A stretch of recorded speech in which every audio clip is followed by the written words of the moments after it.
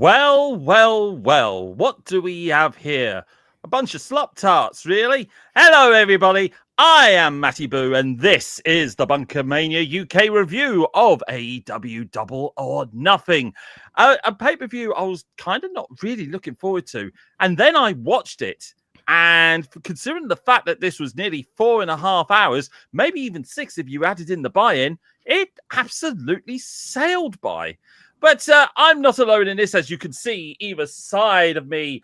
To my left.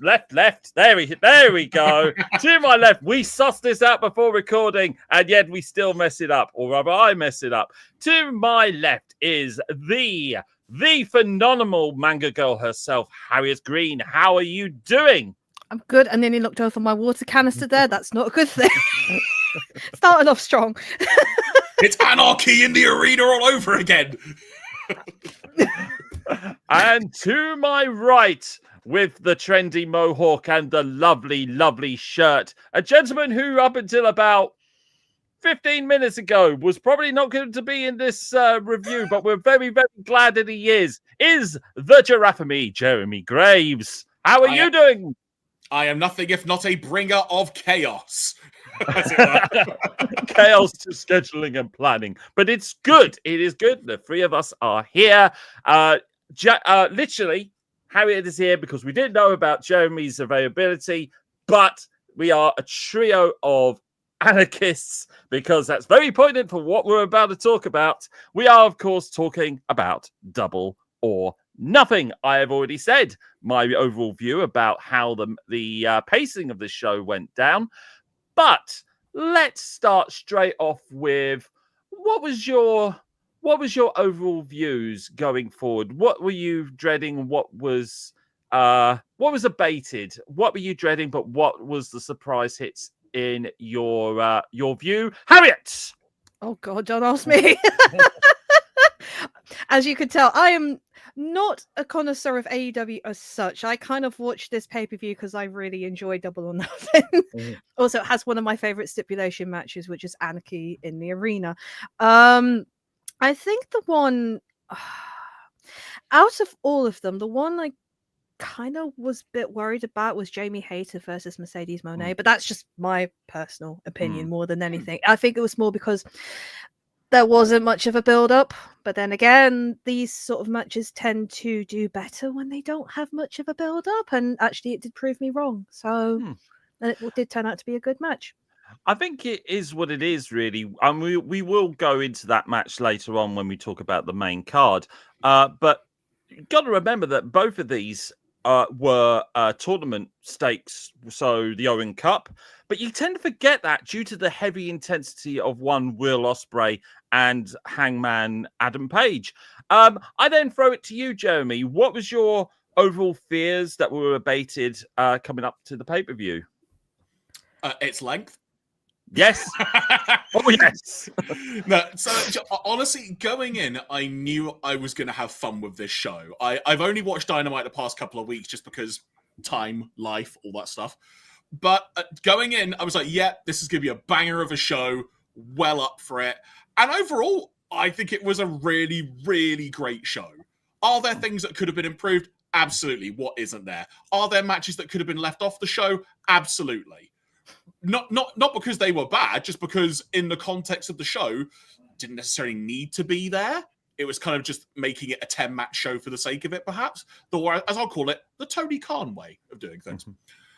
Which is not a bad thing, because again, enjoyed the show overall. And in terms of where does this stack up on Double or Nothing's previous, this is probably one of, if not, it's definitely one of the better Double or Nothings. There's been one or two that maybe didn't hit the strides that others have, but this is definitely this is what, Double or Nothing 6 now? So this is definitely top 3 Double or Nothing for sure. Yeah, so just to go through it, last year, the Double or Nothing was actually held relatively in the same location that the very first one was, because at that point, it was the 5th anniversary of the show. And they will remind us right through this pay-per-view that this is the inaugural 6th anniversary of basically the start of everything. The start of everything AEW. We forget that basically Double or Nothing is AEW's Slammiversary, essentially. My main thing going forward, I'm in full agreement with you about the length, Jeremy. But as I said right at the start of this, you didn't feel it. I honestly, there was a couple of matches I thought they could have easily cut off, but I sat here. I actually forgot that I was sitting here for near 4 hours at one point. I had to get up and stretch my legs. But I was really, really invested throughout. My main concern is, and I'm going to say this as a massive rant because this also doesn't help us as pseudo wrestling journalists. This does not help us at all. But the whole idea of WWE bulk loading programming all around an AEW pay-per-view now is getting insane. It's getting freaking insane. We had NXT Battleground. I'm counting TNA as a WWE show now. I do not care. We had I think it was Under Siege on Friday. I think we had TNA have like 20 million pay-per-views through the year. It's pretty hard to keep count. I will clarify. Carry on. I think we definitely had a TNA show anyway during the midst of all this. We had Saturday night's main event with grumpy Jesse Ventura completely burying Damian Priest. It was Under Siege, yes. Thank you. It's insane. And now we know what's going to be going on in July. Oh my God. I don't know how we're going to cope, Harriet. We're going to be very busy, put it that way. So you know where to watch. You know where to watch. Come follow us. We'll be talking about it. July, the weekend of July, we've got a Saturday night's main event. We got 2 pay-per-views, 2 WWE pay-per-views. We got a flipping, what is it? An NXT. We've got WWE Evolution, which I'm sorry is incredibly important.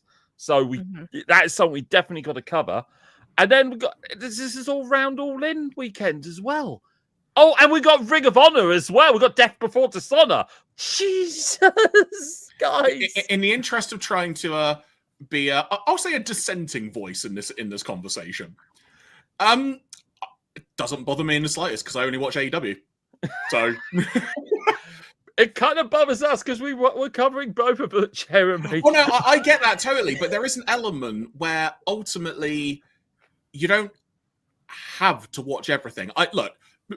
Podcast, for want of a better phrase, malarkey aside for a second here, everyone doesn't have to watch everything. No, it's like I watch some WWE stuff when I can. It's not very much, and what I've seen, it's enjoyable.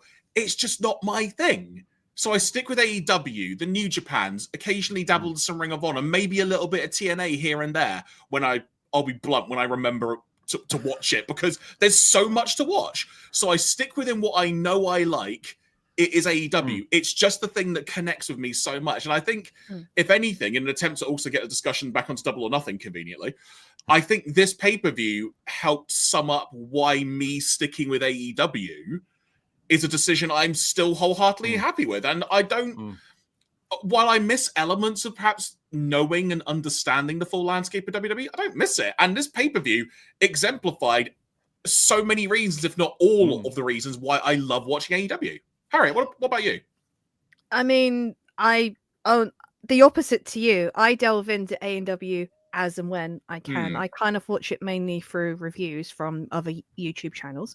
And I only watch the odd pay-per-view for AEW because I will admit I do find them incredibly long compared to WWE because we have been somewhat spoiled in regards to that. Some pay-per-views are like 2-3 hours. So when I saw yesterday that Double or Nothing was 4.5 hours, I was just thinking, well, and then panic sets in. But yeah, I will admit I do enjoy AEW. I think the match caliber compared to WWE is very different. I think in regards to some of the matches, e.g. Anarchy in the UK, and other stipulation matches as well that we've had in the past that you would definitely not see in WWE. I mean, the stretcher match alone, jeez.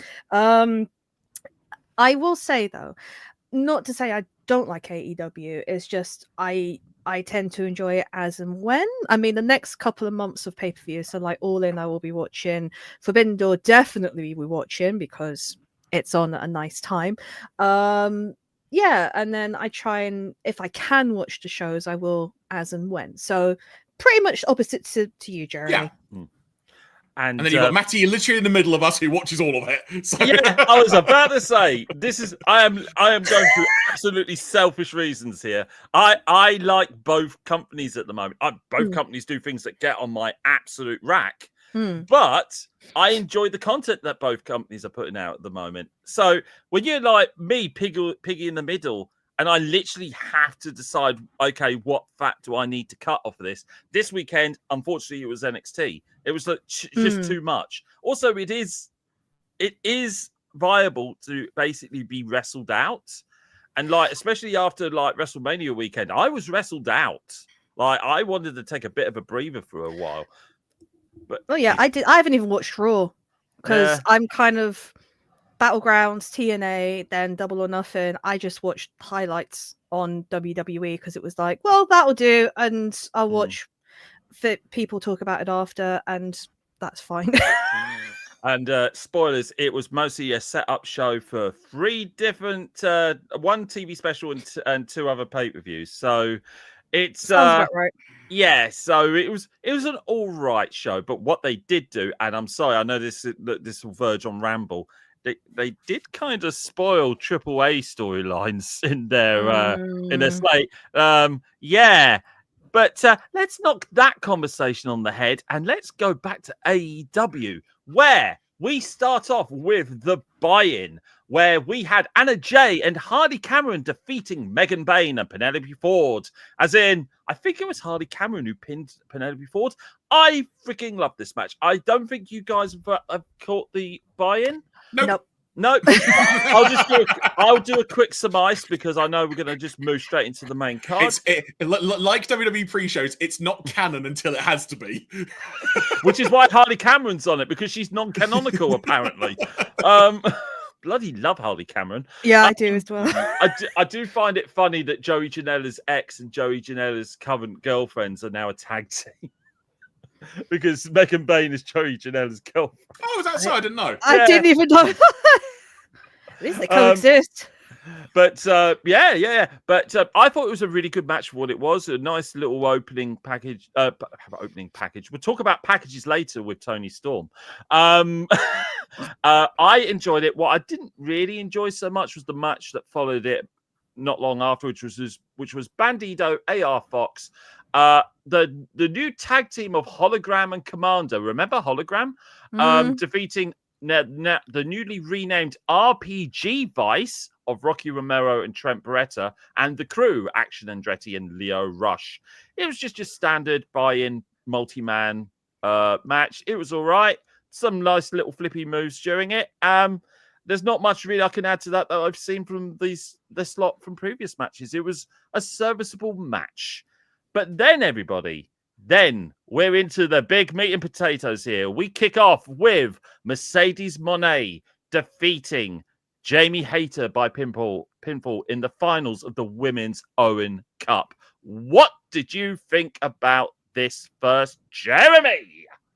Really, really good final. Really, really enjoyed it. And sort of add a thought about the main event as well in context. I thought the Owen Hart Cup bookending, which was the phrase they used on the pay-per-view quite a lot on commentary, it bookending the show was a really fun touch because you knew you were going to start with a banger of a tournament final. You were going to end with a banger of a tournament final. If anything, the one thing I was a little bit sad that didn't happen, and this is after the fact actually, is that there wasn't a proper almost presentation of the trophy. Because they've done that before where maybe Dr. Martha Hart or somebody came out to present it. And that may have been an effort to keep the show under 4.5 hours. So, I'll take that for what it is. But I really enjoy this match. I love Mercedes ring gear. I love the fact that Jamie Hayter has gone for a Daphne from Scooby-Doo look now with her ring gear on the show. It was freaking great.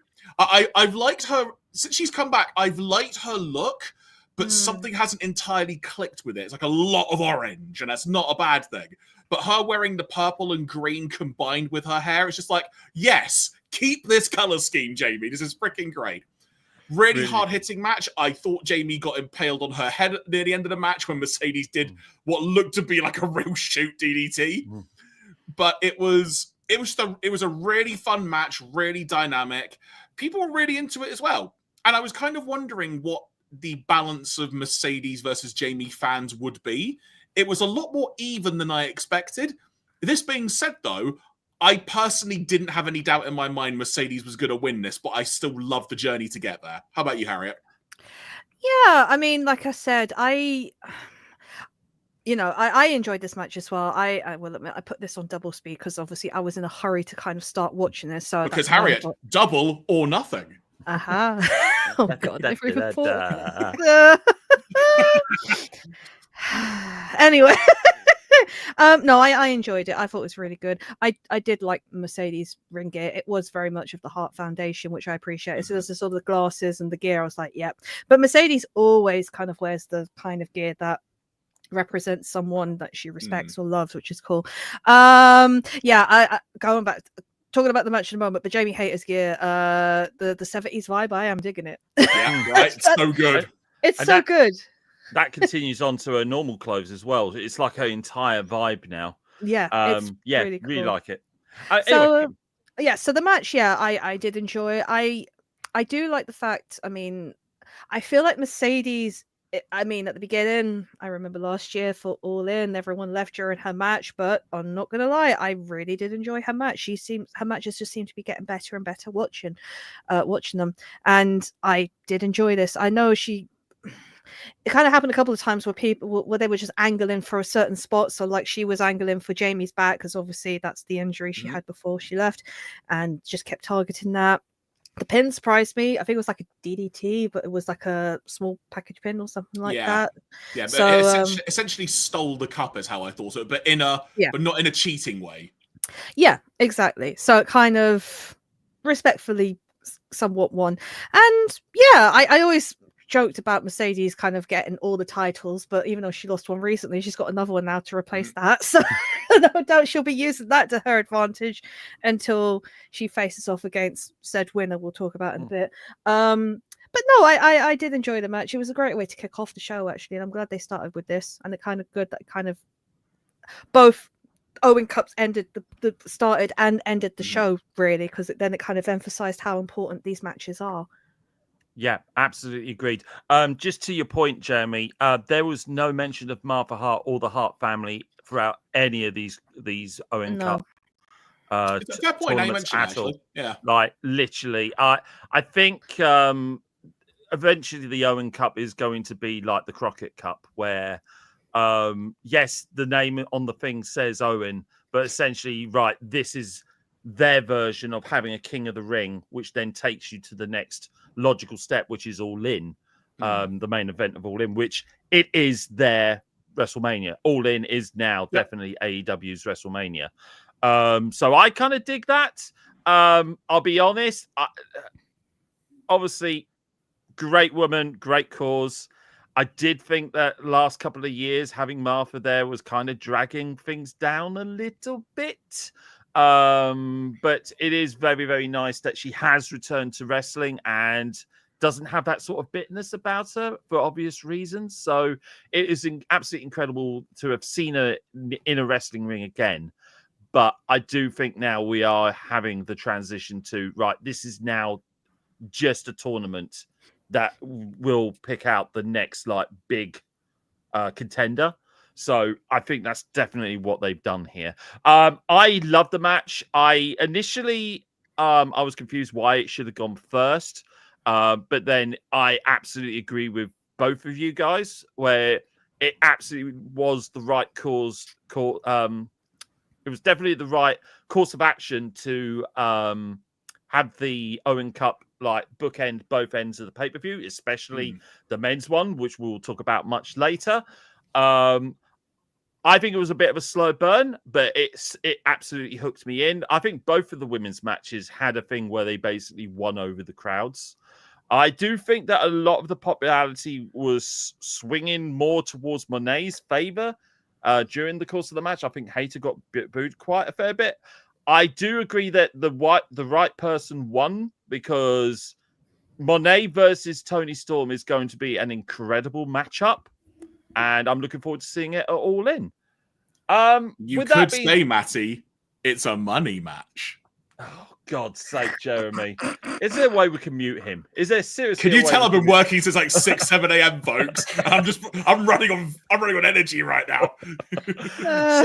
So we go from a hard-hitting singles match to a hard-hitting tag match as FTR, Cash Wheeler, and Dax the Axe Hardwood with Stokely Hathaway defeated Daniel Garcia and Nigel McGuinness with Matt Menard via technical submission, and we will talk about that ending in a moment. I personally think that Daniel, the gradual, in fact, sped track burial of Daniel Garcia is plain to see for everyone now, because they protected Nigel McGuinness, who is the commentator and part-time wrestler, by essentially defeating Daniel Garcia. And unless there's going to be some kind of storyline advancement for Daniel here, I don't see much for him. But I do see a huge upswing for FTR, who, through this match, showed how much of a couple of bully boys they truly are. And I've been wanting to see this edge from FTR for some considerable time, and I hope it actually leads towards them fighting the Hurt Syndicate at some point. I doubt it due to other storylines that are going on at the moment, but it is a match I would love to see. Harriet, what do you think? So, yeah, I know FTR, and I've slowly learned about the turn, and then them teaming up with what's his name? I forget. he's that's it, Stokely. I only knew of him prior other stuff, but I will say this: I still remember when Nigel McGuinness appeared at All In last year, and legitimately, my soul left my body. Because I was just like, what? So it was good to see him wrestle again. It's like you said, it's kind of, they did protect him because obviously I don't think he's not able to fully wrestle a full match. No, he did fully wrestle this match, but still. I think he's fully capable, but carry on. No, I thought, yeah, this match was okay. It wasn't my favorite of the lot. I was still confused as to the whole dynamic as to why they did it, but I know Toni was involved as well, because obviously they were insulting him, and that's why Nigel did it. It was kind of doing it in his honor, so to speak. I can interject by giving you some storyline notes. A lot of this happened in Collision, and basically it started off when FTR turned on Edge, like the following week. Shivani voiced his absolute distaste in what happened, and he was like literally doubling down. It's kind of funny that they did the Gunter versus McAfee and Cole angle not even a few days after that, funnily enough. But it was one of the best angles I saw on a Collision for a very long time. Everyone played their part to perfection, and it was a case of McGuinness was like, no, we're not getting involved. We're commentators. Like, Toni, buckle down, because I think it was about a week later when they did the FTR angle. And he then got in the ring, despite McGuinness telling him not to, and they nearly did a wrestling move on Tony Schiavone. Oh, I see. Right. It was a stuffed pile driver, if I remember correctly. Yeah, I think it was going to be like, no, it's not the Shatter Machine, but yeah, it's the one. It's basically the one that they dropped Edge on his head on the steel chair form, and they were going to do that with Tony. So of course, Nigel then got in the ring. What then happened was basically they bludgeoned 2.0 to ground beef, essentially, whilst Garcia, who was idolizing FTR up to this point, was like, no, don't do it.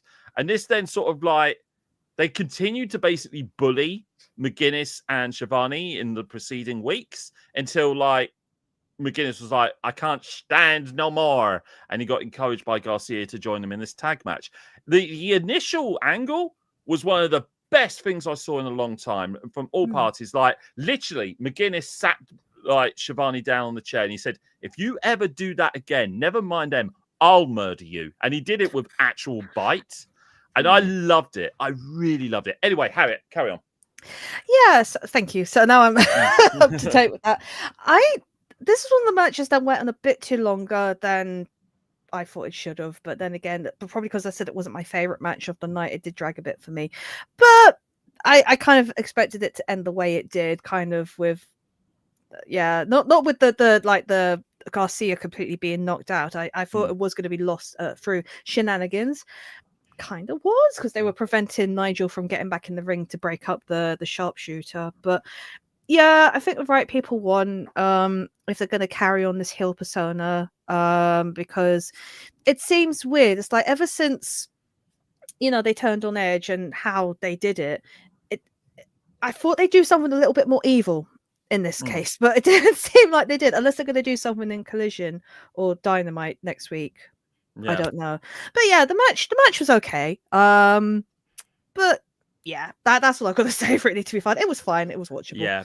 I think they absolutely they basically, the ending should have been them to McGuinness. I think that Garcia is a younger prospect that could have actually done with something a bit more substantial. I think, don't get me wrong, I think the ending was carried out masterfully. Like, it made FTR look every bit like, oh yeah, we're going to take you down and we're going to prevent anyone to actually getting to you.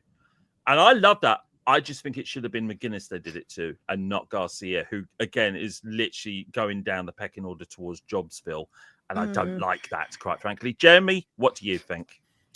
I disagree with the assessment that Garcia is like going down in stature, for want of a better phrase, because ultimately this is either going to lead to him getting a big win in a multi-man tag match that will probably involve Copeland as well. Heck, maybe Christian if my long dreamed FTR v Edge and Christian match ever happens. Sorry, Adam and Christian. Sorry, folks. No, it's Cope and Christian Cage. Oh, 3C. Okay. But I disagree with that, because I either see him getting the big win over FTR, or he joins FTR because he realizes everything they're saying is right, and they become a really dynamic trio.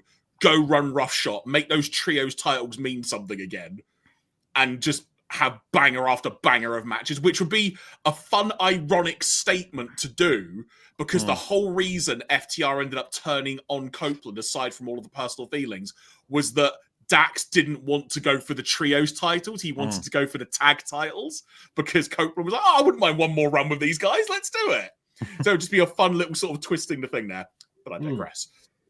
I thought this match was good fun. It didn't light my world on fire, but there were wonderful moments in it. It was great to see Nigel back in the ring. Always loved seeing him wrestle. It was a weird dynamic in that Garcia's place in this match, while it worked, something felt off to me, and I can't put my finger on it. Because I think people wanted to see Nigel do more, but the whole idea of the match was that it was Garcia that talked Nigel into doing it against almost Nigel's will, and it was Garcia that had to convince him to get him to do it. So ultimately now, how are both Garcia and Nigel meant to feel? So I think that's going to play a bit on the emotional side of things, but I need to emphasize this. Yeah. Heel FTR are amazing. The bit on the outside where I think it was Nigel had, I want to say it was Cash's arm on the commentary table, and he's like saying, apologize to Tony Schiavone. He's like, I'm sorry, Mr. Schiavone. I'm sorry. And then Tony Schiavone's being like, I'm sorry, what? I can't hear you. Sorry, what? It's like, don't take off the headphones or anything. Just freaking great. And then a few moments later, when he got the upper hand, he basically just went, F you, I have my fingers crossed. Just so good. And Schiavone's reaction just being, you jerk. It's just from a storyline dynamic, I really enjoy this story. There's just a piece of the jigsaw missing. And I can't put my finger on what it needs to be rather than what it should be. Because the logic says Copeland is going to be the missing piece of the puzzle for the story to continue. Yeah. But I don't know at the moment if he's the right puzzle piece. I think hard to articulate exactly what I mean, but yeah. I think I can say part of that is probably because, yet again, we're in that sort of like AEW booking pattern of we are going to put things in a holding pattern with this storyline whilst waiting for this storyline to kick in. And I think that might be part of what you're thinking is a bit off there, because Maybe, what maybe. we're really waiting for is Ledge. We're waiting for Cope. So that's what this is all about, because then you need to pay off that storyline, and we're just not. On the FTR side of everything, great. Love it. So I good. love what I'm seeing. They are brilliant as dickheads. Long may they reign. You know, this is the FTR I've been wanting for quite some time now, and I'm glad I've got it, like I said. Anyway, I think with that, we're going to move on to the next match, and that would be Ricochet defeating Mark Briscoe in a stretcher match with an ambulance, which then pays off later on in Anarchy in the Arena. I know you said Anarchy in the UK there for some reason. But in fairness, I'm going to derail here. If they ever decide to do like another arena battle or stadium stampede, call it Anarchy in the UK for a UK show. yes, You'll have to pay the Sex Pistols a metric F ton of money to do it, but Khan could afford it. He could afford Pointer Sisters and Drowning Pool. He could afford that. Oh, we'll get to that, Harry. Oh, we will. Oh, we will. So this was one of our many sort of like sports entertaining matches. And I loved all of the comedy bits here until everyone started bleeding. And like, holy crap, Mark, have you got any juice left in your body? He must have done. He must have had a transfusion for something he did later on. But, however, I love this right up, including such things as polishing Ricochet's bald head.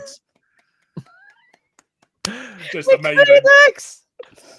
Jeremy, what did you think of this match? This was exactly what I hoped it would be. Just fun chaos. And really, really dynamic fun chaos as well. Just really, really good fun. So, off the top of my head, I think this is the first stretcher match in AEW, which I'm going to take to mean that's AEW's equivalent of an ambulance match. Because they did ultimately throw him in the ambulance. Did one Rick O'Shea. But yeah, just there was so much good stuff going on in this match. There was some fun Sabu tributes as well, involving chairs and stuff. Just really, really fun stuff. The head polishing, like you said. The freaking froggy bow off like the top of the ropes through a table on the floor and whatever it was, and the table exploded.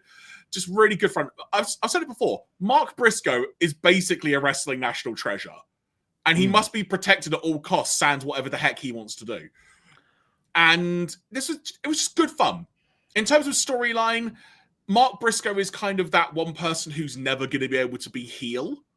Yeah. So you could throw him into any story. It works perfectly. And this match was great fun. Like you said, the amount of buckets he bled was insane. But the final thought before I hand over to one of you two for some extra thoughts, I need to bring forward a very, very, very important but small and essential attention to detail in this match. Right. We had, well, in fact, two. First of all, Ricochet came out dressed as Itachi from Naruto in the Akatsuki ring gear. I was going to bring that up. Lovely. Sorry, Harry, I stole your point. Sorry. That's okay. But the second one is Ricochet is bald, which we've already established. He had his head polished. But have you noticed what Mark Briscoe has done over the past month to counteract this and to really emphasize the story? He has grown his hair out just enough to where he has a little mohawk, so he himself is no longer bald, because Mark Briscoe is a true professional wrestler and he gets it. Harriet, after you. I really enjoyed this match. I think, well, we learned that Mark Briscoe's shirt was definitely tie-dyed after the end of that, because it started off white and then it ended up like half red. Like a true professional. No, I really did enjoy this match. As soon as it got bloody, I was just like, oh yeah, we're getting serious. And obviously scissors came into play. 2 pairs of scissors, not just one. Yeah, I did like the whole, well, Ricochet's a geek anyway, so when he comes out inserting the tie, when I noticed the arm come out, and I was like, wait a minute. Yeah, that's the touchy. So good.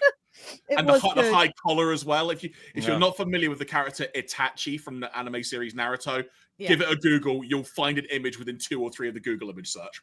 Yeah, exactly. And the same pose as well. There was a great spot in it where Ricochet did a shooting star press off the top of the post. Briscoe, completely missed Briscoe, bounced straight off the stretcher on the floor. Boing! Literally. It was so funny. I was just like, well, he's definitely going to feel that tomorrow. There was some great spots in this match. And yeah, I think this is the first stretcher match of its kind for this. But no, a really fun match. I really enjoyed it. I suppose you could say it is sports entertaining of this kind. But yeah, I'm just trying to think. The right person won. I mean, I was sad that Mark lost, but it kind of made sense because I think Ricochet is, and I've said this, he's amazing as a heel. He really is. I've been a fan ever since he somewhat started turning as a heel in AEW, because obviously on the other show it didn't work, and then he tried it here and it didn't work, and then suddenly it's just like, haha, wait a minute, we have something, we stick with this. And I love the whole story with him with Swerve as well, which is really cool. He's such a fantastic prick, let's just say it. He is he's a fantastic prick. I said this when he made his debut in last year's All In, that I really want to see King Ricochet back, and Jeremy will know exactly what I mean about that, because he did play heel occasionally in New Japan, and he was glorious in that as well. Okay. Again, much like FTR, this was a side of Ricochet I was hoping to see when he made his AEW debut, and he didn't disappoint. So yeah, it's slightly different to the way he did it in New Japan, but I kind of like this literal scissor welding geek, basically. Yeah. Anyway, any more points you need to make, Harriet, before we? No, pretty much. It was a fun match. I enjoyed it. I kind of slightly wish this one was a bit longer. I'm not going to lie. There could have been more to it, but I enjoyed for what it was. 16 minutes and 20 seconds looking at the timestamp on here. It flew by for that it match. Did. Absolutely. It really did, yeah. And also, oh my God, poor Mark Briscoe's wife, not child number 9 on the way, literally less than a year after she gave birth to child number 8. Holy balls, literally. Anyway, I'm holding my stomach as you say that, and I'm like, I don't know why. So from one relatively short match to another relatively short match, this one was 12 minutes and 35 minutes long, and I'm surprised that was long for this tag team. It was the Hurt Syndicate, that being They Hurt People, Bobby Lashley and Shelton Benjamin, with MVP and MJF. This is going to be really, really hard, having 3 initial people on their side. Defeating the Sons of Texas, Dustin Rhodes and Sammy Guevara by pinfall. Guess who took the pinfall, everybody? Sammy Guevara. Now, you're talking about people that are going to jobs, Phil. But yes, they are the ROH tag team champions. You wouldn't think it. Like Dustin Rhodes in ROH has got, now, might as well hold all the belts now, and it means nothing. I'm afraid to say that is indeed the truth, because we had our Ring of Honor tag team, Ring of Honor world champion in the pre-show. Anyway, I digress. It was an okay match. We knew who was going to win here. It would have shocked me senseless if Dustin and Sammy won this. But it was a nice little breather between what we had before and what we were going to have immediately afterwards. Jeremy, what did you think? This match was fine. It's pretty much my thought. It's like, I did not like it. So this is an example of one of the matches where if this had just happened on Dynamite, totally fine, and I would have understood. This didn't need to be on the show, but what it did do in the context of everything was, it was nice to see Dustin and Sammy getting an opportunity as a tag team on an AEW pay-per-view, because I saw the tag title match or the tag match, I should say, they had at the Wrestle Kingdom weekender in January. It was a really fun match. They're a good tag team. I like them as a tag team. The problem is, in the feud between Top Flight and the Crew, somehow Dustin and Sammy Guevara won it and got a tag title shot from it. It's basically how this boils down. And this didn't... This is an example of filler in terms of it being a match. But from a storyline perspective, after all the build-up with MJF, will he, won't he join the Hurt Syndicate? And honestly, the kind of lukewarm, wait, he's actually joined? I thought we were going to get something major happening. This was the first chance to see them as a unit and how the dynamic could work. And like MVP being on commentary, MJF being at ringside, also being a good prick as well, as it were. And trying to get involved, and Lashley clearly still not trusting him. And the big moment being Lashley going, you know what? You're all right. Fair play. Good job. And that was basically what this was all about. But if this had just been on Dynamite and not on the show, would have totally understood. But I'm sure there would have been a fair amount of people in the building who would have gone, the heck? Like, we couldn't get yeah. there. To be honest, we would probably be among them because it's the Hurt Syndicate and they hurt people and they're the tag champs. Why don't you give them a match on the pay-per-view? You know? Yeah. Jeremy. Matty. On Dynamite. Yes. When they did that whole angle when they were going to have MJF sign his life away and become a member of the Hurt Syndicate, during the build-up of that, when they were talking about officially signing their fourth member, did you expect Cedric Alexander to turn up? I expected someone to turn up. Yeah. I just thought the way I saw this going, it was either going to be MJF joins, quote unquote, and then immediately gets super kicked and then someone else takes his place, or he was going to get to about to sign the contract and go, actually, you know what? I don't need you guys. And then he has his own crew come out and attack the Hurt Syndicate. Yeah. But the fact it literally, I hate to say it, the fact it literally went the way it was, the fact it went the way it did, it was annoyingly underwhelming because it's the way nobody expected.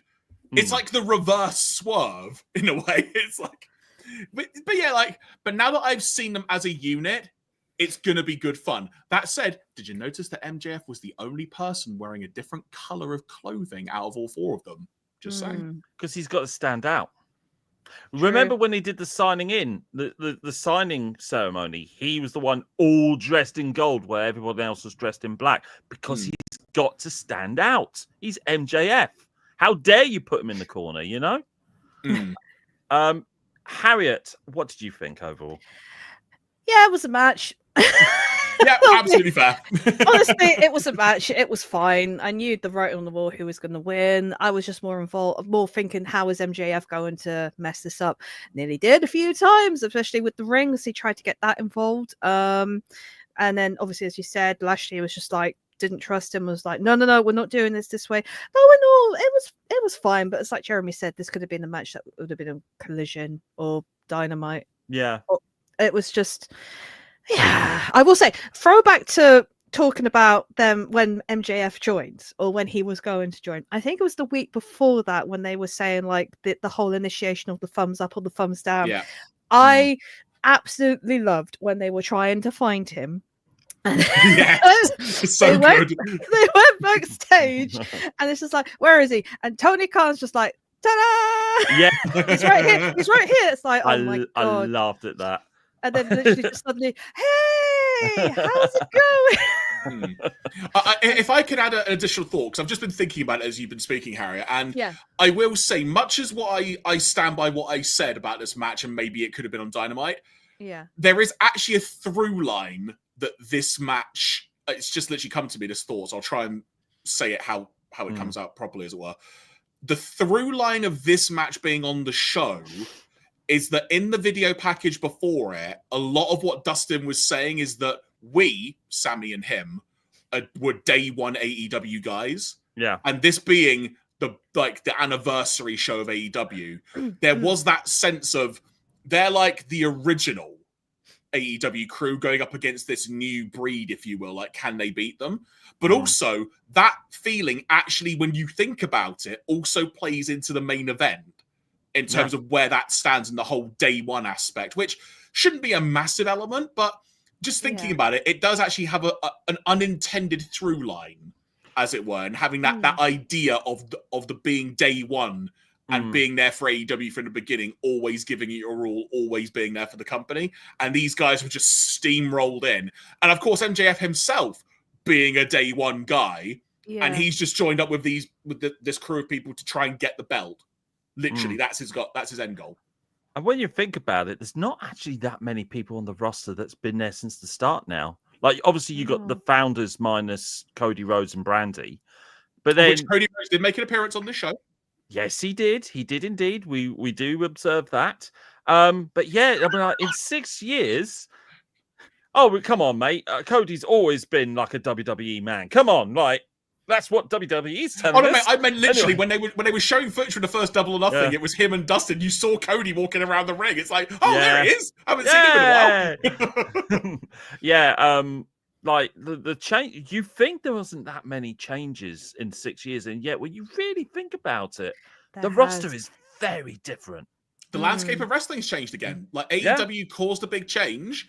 Obviously, pandemic stuff happened. That changed it again in everything in wrestling. And at some point, it had to level out, be it in a good way or a bad way. And that's the way it ultimately leveled out. And speaking of leveling out, let's bring on the rain. Let's make it rain as Kazuchika Okada. I got it right, Jeremy. Defeated Speedball Mike Bailey via pinball. Did I just say pinball? Matty, I wasn't going to call you out, all right? But anyway, I don't know.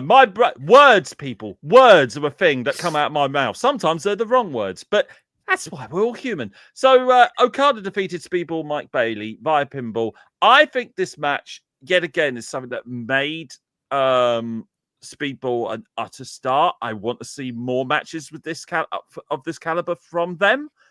We needed to absolutely say that Speedball is non-binary, so they, them pronouns. People forget that, but they themselves has also said they don't mind being referred to as he, him. But I try and drive home pronouns where we can. But yes, I really like this match. Again, much like the tag match, I did not see Mike Bailey win this, but my God, did he put an innings? My God. Harriet, what did you think about this match?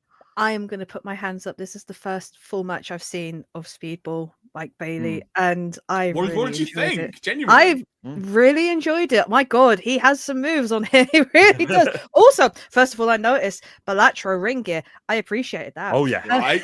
He's a gamer. He is a gamer. It was cool. I even had like the scarf that had like the Joker face of him, and I was just like, okay, I'm gonna like you.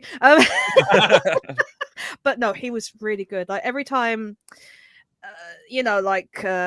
faced off against Okada, it was literally tit for tat pretty much throughout. And there were some points you thought that Speedball was going to win. I know he wasn't, but you like to have that impression that he might have a fighting chance. And there were points he did, but I did notice, and even the commentary even said like he was losing a lot of breath. I don't know if that's a thing that happens in these matches, but because of all the effort he puts into it, I don't know. So, but if I may, to help with that point, so a big thing about Okada and the aura and the mystique of him is he's basically a cardio machine. Yeah, in that he never gets tired. I think one of the few matches where he was tired, if you will, or visibly tired after all the amount of wrestling, was maybe one of the big Omega matches in New Japan. It might have been not the 60-minute draw. It might have been the third of the trilogy. It was one of those big matches, I think, where he was notably looking more tired than he ever has, and maybe one other match as well since then. So it's more that element that Okada never looks tired. Like if he does, he's had a battle, quite frankly. Absolutely. I mean, I'm in full agreement with you. I think him and Omega had a match that went past an hour. In fact, that might be the one that you were referring to, where it wasn't technically an Iron Man match, yet they lasted the distance. It was literally a no time limit match because the one before had gone to a 60-minute draw. Exactly. So which meant it was always going to go more than an hour. Yeah. So I think that's the very one you were referring to. I love this match. Again, Okada being an utter dickhead. I love it. I think in terms of why I said I didn't think that Speedball had a hope in heck is, number one, it's Okada. Number two, we're yet again in that holding pattern where it's so blatantly obvious we're going to have Okada and Omega, was it 5 at this point? think so. Where I think it's going to be title for title, where we finally get an AEW Intercontinental Championship. I think that's what we're waiting on now. But yes, I can't really say much else about it apart from holy heckin' Speedball hits hard, doesn't he? Or don't they? I went my own rules and I just all good, Matty. It's all good. I will say I really enjoyed this match. I also think it's one of Okada's best matches in AEW. The match he had with Ospreay that was the final of the Continental, that's probably still the best, and that's after they both wrestled earlier in the night. But this was like a different level Okada to what we've seen for a very long time. And admittedly, if people say that they think Okada's time in AEW has been a bit of a waste, I may not totally disagree with them, because in terms of where he is in the grand, in like the universe, if you will, of AEW, it is a weird place, but he's damn funny. Oh, absolutely. And, you can tell as well he's having fun, but when he just flicks that switch and you get Okada wrestling, it's like, oh, you notice it. And you could tell he was well up for this match as well. It was really good fun. Yeah, I think it was on the... Well, I won't bring this certain chap's name up, but you know that Okada can hang with like the quote-unquote smaller like junior wrestlers when he had that fight in the inaugural All-In, the pre-AEW that went on for freaking ages. Yeah, we know Okada can wrestle anyone, literally. Yeah, Kushida. He wrestled Kushida. He wrestled like Ospreay when Ospreay was a junior. Yeah, like literally, he can literally. Okada is an all-purpose Swiss Army knife of a wrestler, and I absolutely love him. Speaking of which, we will talk about the main event later on, but we shall move on. I think I got both your. You didn't get Jeremy. Jeremy, what did you think before we move on? Of the match, I think I just said it. Oh, did you? Oh, okay. Well, kind of. But I mean, in short, really, really enjoyed it. I'll say that much. Like, just really, really enjoyed it. Also, Matthew, I will say, if you're going to move on to the match I think you were going to move on to, you may be skipping one, so don't. What, Timeless Toni Storm? Oh, okay, no, the way you were building up to that, I thought you were moving on to Anarchy, so I thought I'd just call it out. No, I've got this planned, mate. I've got it all written down. Sure, but yeah, Speedball and Okada, really, really good fun. Also, if I had to like pick like top matches on the show, this would be one of them. But it's obviously, I don't mean that in a disparaging way, it's obviously below Anarchy and the 2 Owen Cup matches. Yes, so I'm going to point out a observation before we move on to the next match. And I'm going to preface this by saying I really enjoyed this match we're about to talk about. So don't take this as anything disparaging. There are obvious matches that have been put on this card because they don't like putting too many ad breaks in their pay-per-views. So they got natural sort of rest periods where you ain't got like big, massive banger match. You're going to have the slightly lower ones. And we saw this with Ricochet and Mark Briscoe, the more sports entertaining thing. We're going to see this later on with a match that's been slotted in between Anarchy in the Arena and the Owen Cup final. These matches have purposely been put here as your breather, as your deep breath, now exhale matches. And I mean this with all faith in the world, because I'm going to say this match is where it is for a reason.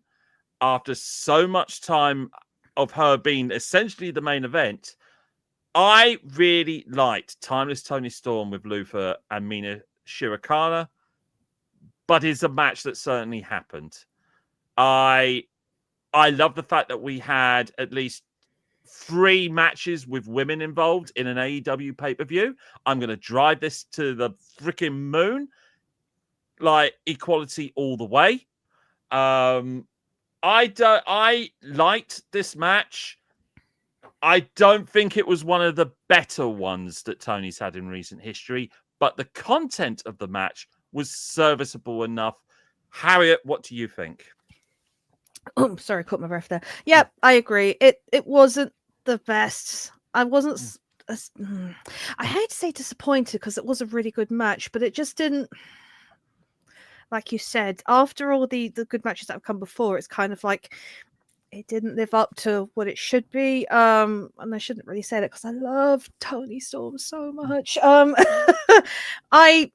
It was a match, maybe because I know her and Mina have a history, and I know it involved Mariah May at some point as well.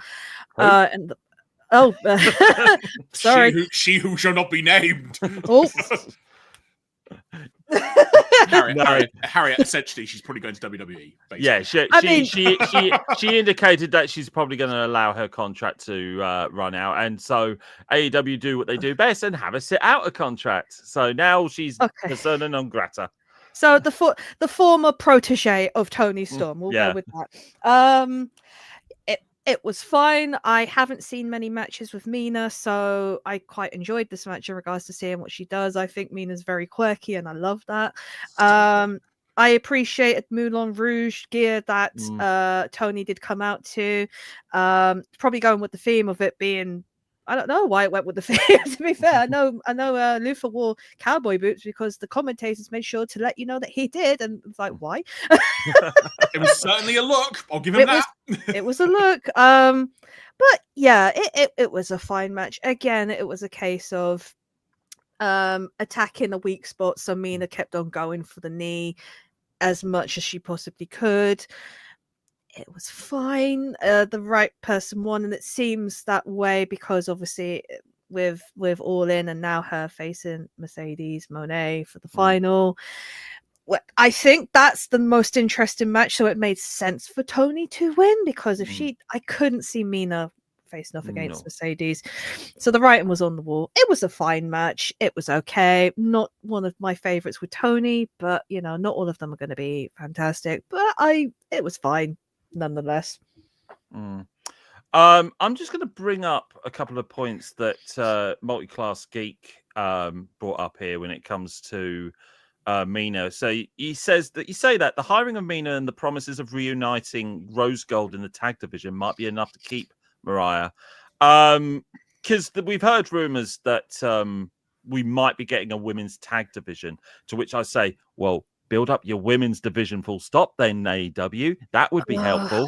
But I don't think that's enough, Misha, in all fairness. I think that Mariah can see where the money is, and I think she may well go. Not to basically put literal words into her mouth here, but if I was a betting person, I think she is WWE bound.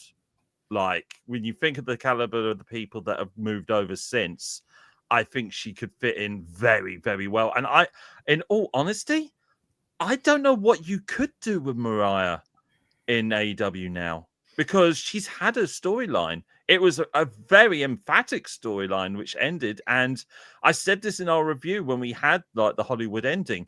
What do you do with Mariah now? So I think she may well be heading to WWE. I will say this in defense of the match, because I will absolutely state I did enjoy this match regardless, but I saw the match for what it was. I think this was an excellent showcase for Mina. I think she did very, very well throughout the whole match. It's just literally because we knew the minute that Monet won that match, Toni was retaining that belt. And also where it was positioned on the card, you knew it was going to be one of those, I mentioned before, breather matches where it gave us a chance to reset. So I just think it is what it is. And I mean not to disparage the fine work that these people have put in, but I can see this for what it was. Jeremy, what did you think? I mean, first of all, Matt, you never apologize for having an opinion. You know, it's your opinion ultimately. I enjoyed it. It was fine. I think to sort of perhaps add another thought onto what both of you have partly mentioned, the build up towards this match has been weird, primarily in the sense that Toni Storm has been having eliminator 4-way matches and beating basically 3 people at a time for a good month or so.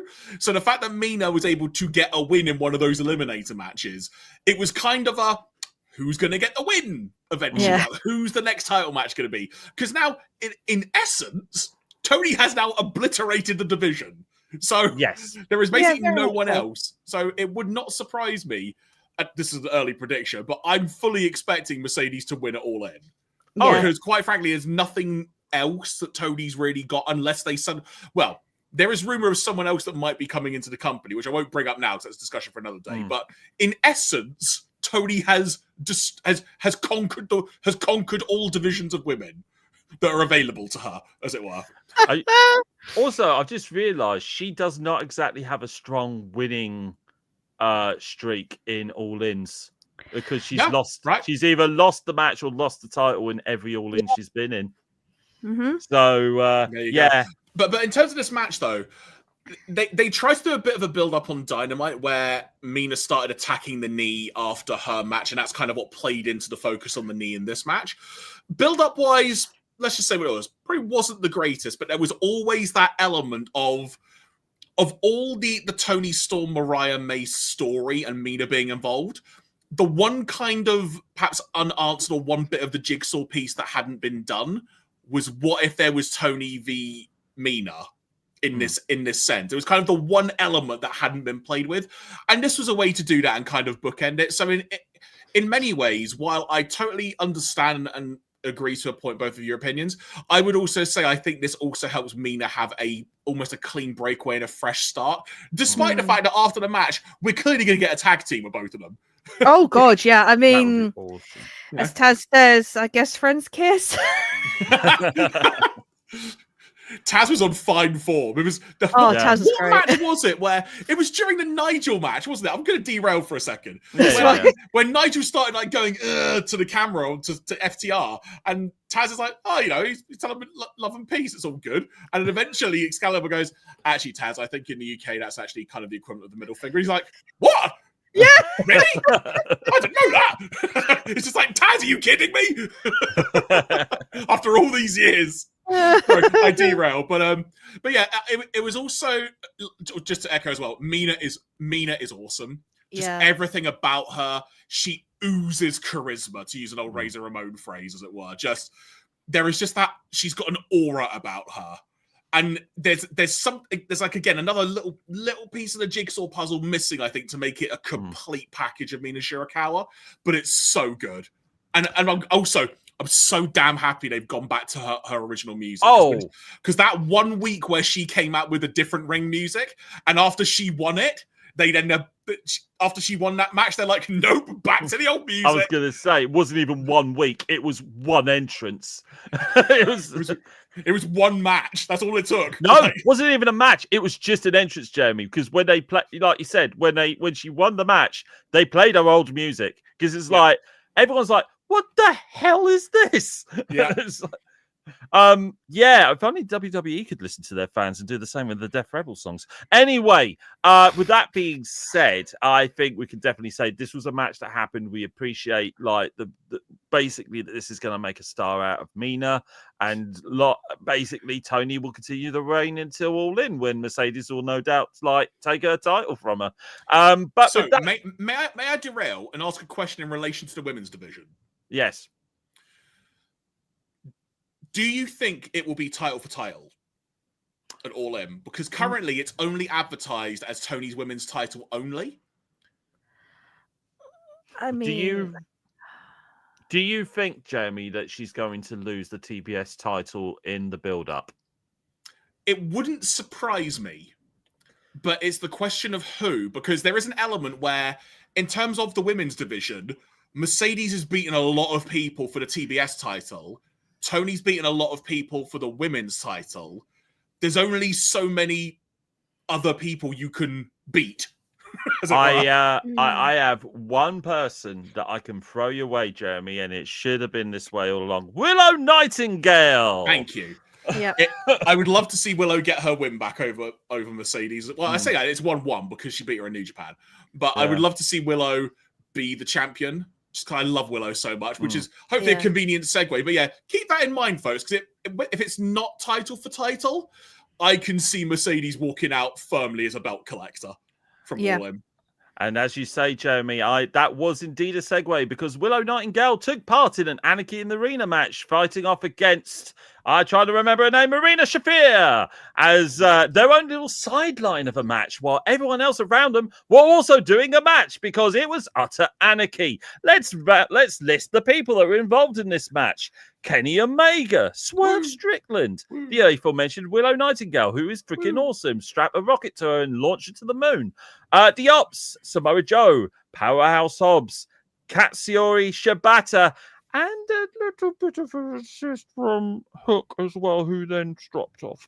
Along with Prince Nana, who defeated the Death Riders. And who were in the Death Riders? Well, I'm glad you asked everyone out in the Who internet. were in the Death Riders, Matty? Death Riders. That would be, everybody, that would be that girl, that quirky John Moxley, Claudio Castagnoli, Marina Shafir, and really Tony Storm Yuta. video package. And those dastardly rascals, the Founding Fathers, the Young God. Bucks, Matthew and Nicholas Jackson. If I can start the discussion purely based on entrances, because the Young Bucks coming out as like the Founding Fathers in all the garb, I was howling with laughter. So good. Yeah. We had Swerve coming out in full Predator gear, which was incredible. And there was another big like entrance that I'm totally blanking on. Omega. Yeah, Omega, like almost Captain America inspired is how I took that. Like Almost. so damn good as well. I say that because there was part of me that's thinking, am I missing a really blatant reference here? Because I see Captain America, but who knows? I mean, the Shield. Yeah. There you go. Which was actually a trash can. Yeah. I was used quite a lot during the match. Hey, vibranium can be a very strong trash can, don't you know? Hey, it's a wrestling trash can. The most bendable trash can known to man. Anyway. And the final entrance thing I would like to draw attention to as well is when the Ops came out, when it was just Hobbs and Shibata, and there was no Joe. Yeah. And then you kind of saw it Swerve and Omega in the ring going, what the hell is Joe? And Hobbs is just like, and then eventually he comes out and attacks freaking Claudio at the entrance. That I did see a bunch of people saying they were wondering if Joe was going to come out in like a Twisted Metal inspired ring entrance when he was on the show. Obviously didn't happen, but I did love the way he just basically clocked Claudio while he was up at the top of the fans. So good. Lest we forget as well, Swerve Strickland is the Predator. I mentioned, but it's so good. Oh my God. Guys? Where do we begin? Yeah. How? Jeremy, if you've memorized this blow for blow, you have got my respect. I'll try. I think the first place to start with this, forgive me for taking the lead on this, Matty, I think the first place to start is just quick, simple yes or no to this. Did we each enjoy this match? I will accentuate my answer by saying, hell yes, I enjoyed this match. Harriet. Oh, heck yes. I was saying to you guys earlier, I wish I recorded a reaction to this because I was screaming at some points at this match. It's one of my favorite stipulations. So in short, yes. Matty. It's one of my favorite stipulations to watch live, as in the venue, because I think this is the closest we got to an Anarchy in the Arena where they bottled that sort of live crowd experience in the split screen, because we had that an awful lot. Can we talk, everybody? Can we talk about the use of music in this match? Yes, we can, Matty. Yes, take please. the lead. Can we start off with whose music? They started off with somebody's entrance music for a little bit. It was the Young Bucks, the kind of pipe music from talking about the 4 and 7 years ago. So literally the American Revolution. They kept that going for a bit. Yeah, so, the most. I'm gonna look. This is not a shot on American history. I'm just saying it like it is. The most low key, drab, boring, almost boring to the point of being funny music they had, because you just occasionally heard dum dum dum clunk, dum. Dum. Oh my God. And this is when we got requests in. And the first request came from Swerve and Kenny. And they said, let's up the tempo a bit, please. And so we got the epic that is, I'm so excited by the Pointer Sisters, otherwise known as the crunchy British advert music, But also that one time on Dynamite, it was the Dynamite theme tune. Tony Khan got to use that license for a bit longer in this match. Yep. And then the truth be told, we're going to go on for a while, folks. This is a long one for this one. So the thing about this music being used was it was in complete contrast, yet not, to the Founding Fathers music that was being used. It was so polar opposite. I was like, yes, give me half an hour of this. Yep. I am so up for this just being sung in the background, just hearing the clunking of trash cans and bins and whatnot all over the place. I could just imagine 20 minutes of this just non-stop happening. It was such good fun. Of just the Pointer Sisters music. Yes, literally. What really sold this was the looks on Swerve and Kenny's faces throughout all of this. It's like, they embraced not it. This? What? And then.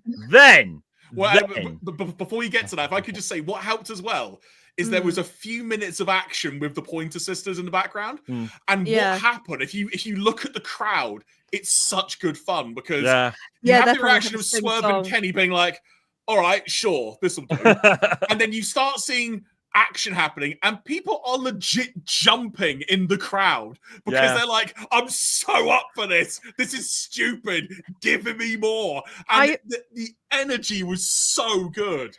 I think this is in contrast to last year with Bryan Danielson, and you need to carry on like cheesy music with Final Countdown. Yeah, 100%. Good call, Harriet. Good call. So when they played the Pointer Sisters, I was literally I was sat here just bopping, even though I wasn't 100%, but I was still like singing along, bopping along. It's like you, I could have listened to that all night, but it was just so good because even though Kenny and they were like, we'll go with it. Let's just keep bashing each other, sort of thing. And then it worked well with everything happening.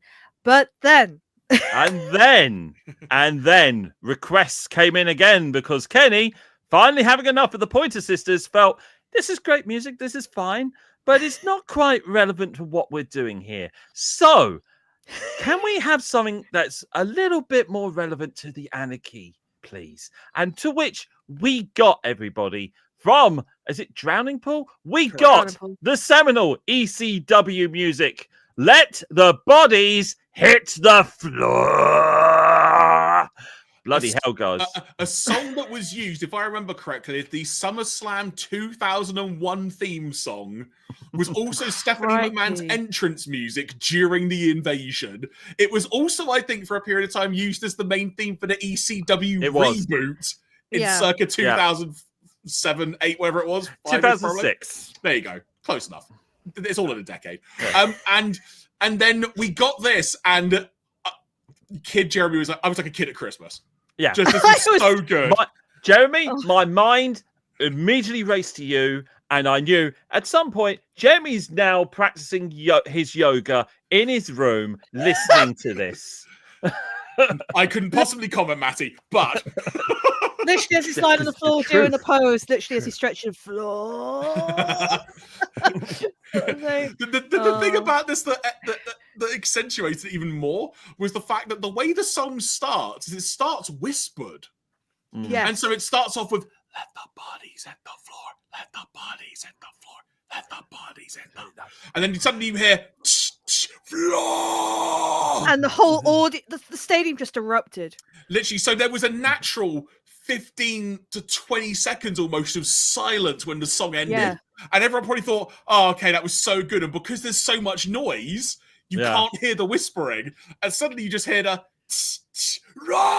yeah. Every time you just saw people go, yes! It was so good. It was so simple. When it finally died, I was hoping we were going to have another song near the end of that. And then when it finally calmed down to, all right, we won't have a musical track then. It was like, oh. But it's how it ended was funny, was the fact that it was like Swerve in front of the speaker and suddenly it's like, oh, that's how the music died. Oh, well, okay, carry on.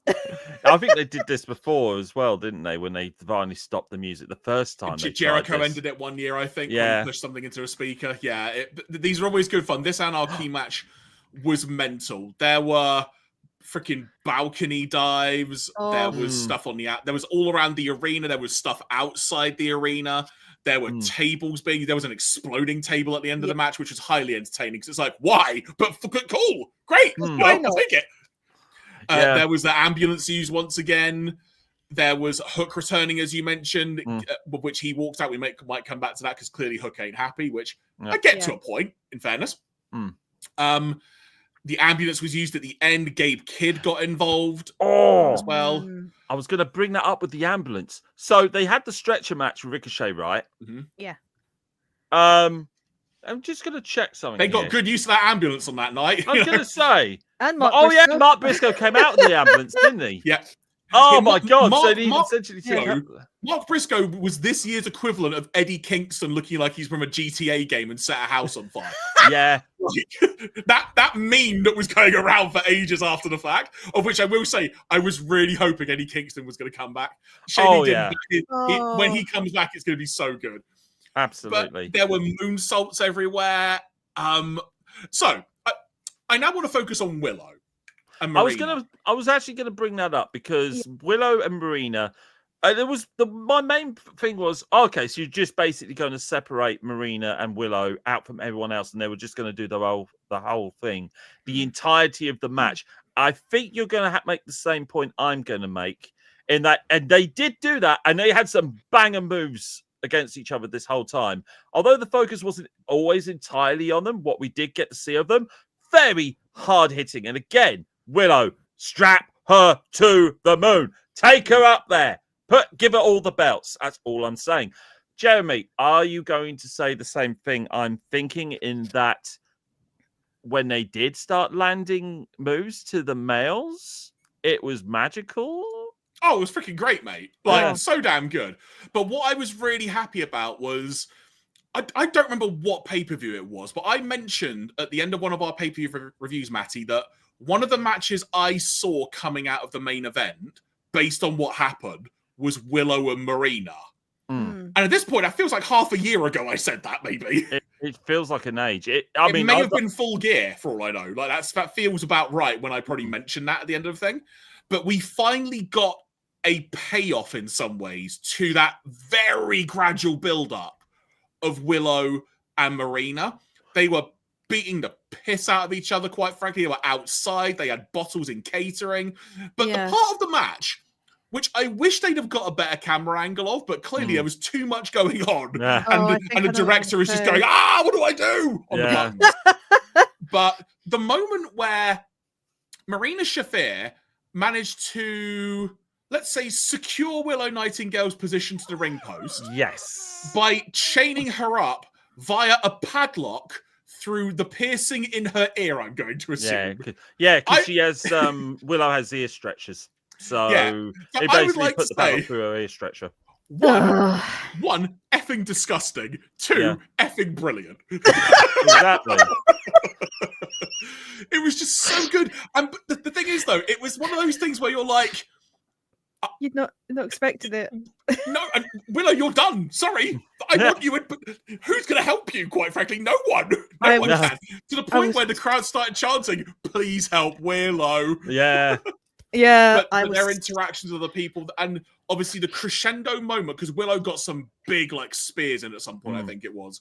But the crescendo moment was finally basically seeing Marina Shafir basically just snapping and just saying to Omega after everyone had been Snapdragon, go on, do it. Forgive what I'm about to say, but I will quote Marina Shafir. Yes. She basically said, do it, pussy. Just telling Omega. That's basically what she shouted. Forgive me for saying that, but I wanted to quote. And then eventually Omega just went, all right, and did it. And it was that moment of, I don't want to say, what's the word I want to use?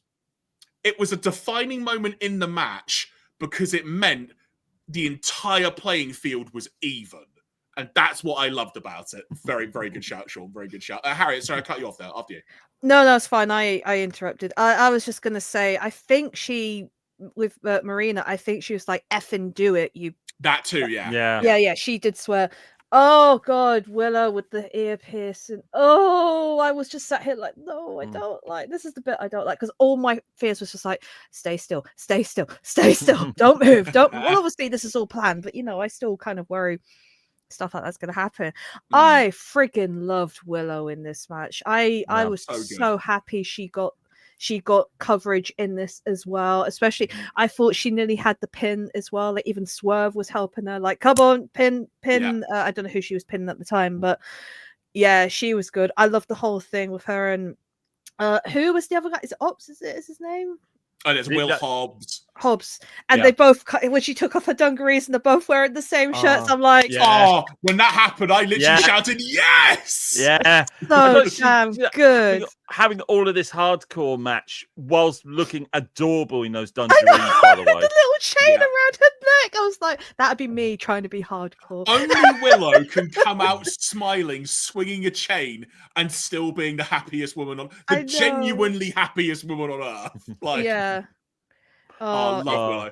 I'm trying to think of other things that occurred in this match because there was so much. There was stuff on the entrance ramp as well that happened. I can think of a big one. Go on. Staple gun. Now, thank you, Matty. We need to talk about this because Swerve Strickland has a wonderful, unique ability of casually staple gunning people in a way to where he cannot look any cooler. Just casually someone's forehead, casually someone's back, casually Matt Jackson's nuts. That was the best. That was the best. That was the best. But when he got stapled gun on his tongue, it's just like, mate. Somebody needed to do that to Mark Briscoe before he has relations with his wife again. Reaction. It's because I saw a photo of Wrestle Talk. They did a thing for showing I don't know if it's their review or not, and I just saw Swerve's tongue out, and I refused to look because I thought that's obviously a spoiler for something. But then when I saw the staple gun, I literally just screamed out, "Oh no! Now I know why." It was Marina Shafir that staple gunned his tongue, wasn't it? She probably just held the tongue and then clunk. Yeah. This is the second time. It's fine. This is the second time in a pay-per-view, by the way, we have seen sharp objects get put into Swerve's mouth. Oh God, yeah. After the syringe. Yeah, I was just thinking, that sounds about right. Second time. Yeah. I wondered if there was another. That whole sequence. Sorry, Harriet, I'll let you say your point in a second, but that whole sequence as well was masterfully done from start to finish. Like, we don't even begin the fact. It started with Will Hobbs. And the commentary team did a very valid point. It said, dude, the guy got shot. Yes. Once he got shot, do you think? And he turned around to, I can't remember who did it to him. I think it might have been Marina again. But he turned around and went, dude, staple? And he even had a smile on his face. And it's like, it might have been one of the Jackson brothers, come to think of it. That sounds like something they would have done. Yeah, I think so. But the whole still in their founding fathers' garb the entire match. Yeah, absolutely. That's pretty much all I needed to say. Harriet, your point. That wasn't the only sharp object used in this match. Thumbtacks. Now. Oh yeah, Omega. Yeah. We have. This has been a thing we've seen from the Young Bucks before. I want to bring up when they had a match between another gentleman we shall say redacted and Candice LeRae. And they kicked her hard. She asked them to kick him as hard in the head with those shoes as possible. It's a PWG match, right? Yeah, I think it was PWG. Yeah. And she, hard way, bled from like her head and face from being kicked hard on. You could see all of the pricks on her face from those thumbtacks. Yeah. But yeah, this is not new stuff from them, but it's one of the first time where we actually saw it being done to them, as it were. And of course, you mentioned the super kick. It's worth mentioning that Swerve Strickland got to show off his new upcoming shoe range. Oh yes, he did. with thumbtacks on the bottom, of which we for some reason got the perfect camera angle of him entirely changing both of his shoes, which amused me greatly. Is there nothing else of all the stuff in this match? Is there nothing else going on? Nice socks. Right, exactly. But also, yeah, he did actually like do a proper like coup de grace onto Nick Jackson with those things. He's like, oh my god. Yeah. I I was honestly, I was more worried about Kenny because they kicked his mouth while he had the state with the things in his mouth, and I was like, Yeah. please don't swallow, please don't swallow, please don't swallow, please don't swallow, because obviously that's my worst fear. But so in terms of how this match ended, because I feel this is a good thing to bring up, and also there was like a massive like submission moment during the match as well, where like 5 different people were in submissions, and it was a fantastic moment. Yeah. But so I love the fact they managed to integrate the ambulance into this again, because Mark Briscoe, as we alluded to earlier, came out and got involved and whatnot, partly because Gabe Kidd was there. And I love the fact that everyone brawled into the ambulance and somehow all the Death Riders were locked inside. And you got this visual of, you could just hear Willow going, Joe, get out! Joe! Yeah. And then Joe gets out, and all you see standing outside blocking the door from opening was, I think it was Hobbs and Willow just sitting in front of the door so no one could get out. I think she had her arm like that throughout. Yeah. So good. And then this left, if I remember correctly, it was Swerve and Omega with the Bucks in the ring. Yes. And Omega ended up taking one of the Bucks up to the entrance ramp, did the one winged angel through the table that then exploded because lols. And that then left Swerve to be able to hit the house call, I think it was, to then ultimately get the pin. Or was it? No. Oh, no, of course it wasn't. It was a Swerve stomp with tax. I was just quickly looking up something. Yeah, I literally said the coup de grace. Yeah. Mate, sorry, I misinterpreted. But yeah, and then he did the Swerve stomp with the tax to then get the win. It was just so wild. And this match was excellent. I appreciate in terms of pure wrestling, it's absurd. I appreciate in terms of real life, it's utterly absurd. But in the context of this show and what this match was there to be, it did it spectacularly. May go. I've not watched any of the Anarchy in the Arena or Stadium Stampedes back just because I want my original memories to be there, as it were, and preserved. But this might be the most enjoyable Anarchy style match that I've seen. Yeah, that's not including the original Stadium Stampede because that was all lockdown and cinematic and whatnot. But in terms of in an arena like that, this might be the one that tops it off recollection. And we've been talking about this for some time now, and there's stuff that we've glossed over, like the involvement of Shibata in all of this, the involvement of Claudio Castagnoli in this, like so many things being done by everybody. The fact that we had like things like the I can't even talk. I can't even speak and balcony dives. You know, the balcony dives. The move where we had like a crash over the top rope, which then turned to a head scissors onto a table. Yeah, like that. Yeah. I can't. It's Swerve coming out on a forklift with a pallet. You know. Yeah. Jumping off there. Yeah. Like why not? So much. I absolutely beseech. If you have not watched this match. Dude. And look, I get it. I'm not much of a hardcore guy. I say I'm not really into that sort of stuff. But the Anarchy in the Arena match, the build up for it, I always roll my eyes up when it comes to like the preceding weeks because it's like, of course, it's Double or Nothing. They're going to treat us like we don't actually expect them to announce Anarchy in the Arena. They always do, you know. Like we brought it up in one of our previous videos. Jamie brought it up and I rolled my eyes up at it. But I was going to enjoy the match. I was always going to enjoy the match because they always pull it out the bag. But it's like, oh, of course, it's happening this time of the year. So, of course, we're going to have an Anarchy. It is the Double or Nothing match. It's like, of course, it's going to be October. So we're going to have a Blood and Guts match, you know. It's so December. It's Continental Classic season kind of thing. Precisely. And yet again, this absolutely delivered. We are going to put a little pin on that, like Swerve did to Nick Jackson, and we're going to talk about a few things. We've got 2 more matches to talk about. More than one, but we've got 2 more matches. Yeah. We are going to talk about it, but we're going to bring up some salient points first. Number 1, let's talk about JR because they brought his name up several times, and I feel it's absolutely pertinent that we do as well. Obviously, I've been speaking about the fact that JR has been needed to kind of retire for a while, but that does not take away from the fact that the guy is a fantastic commentator. When you think about old school WWE from a certain era, you think about JR. When you think about my childhood, when I was brought up watching NWA, WCW matches from the early 90s, you think of JR. I think he was in his career a fantastic talent and is obviously still with us to this day, one of the all-time best.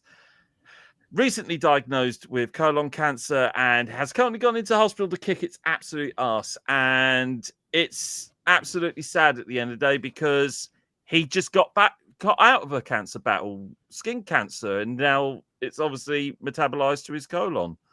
It's absolutely sucky. Guys, what's your best JR memories? Pretty much the classic, that dear God, that man had a family sort of thing. Always the classic lines from JR. I'm trying to think of some more. There's so many. It's like you said, I started watching wrestling in 2001.